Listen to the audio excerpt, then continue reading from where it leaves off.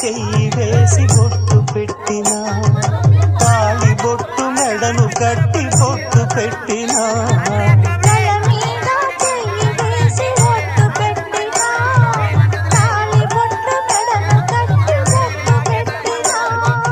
సన్ని కళ్ళు తొక్కినా సప్త పదులు మెట్టినా,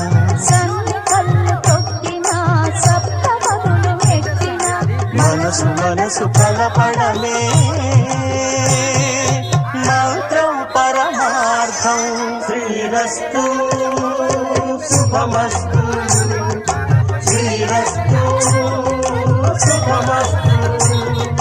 శ్రీకారం చుట్టుకుంది పెళ్లి పుస్తకం, ఇక ఆకారం దాచుతుంది కొత్త జీవితం.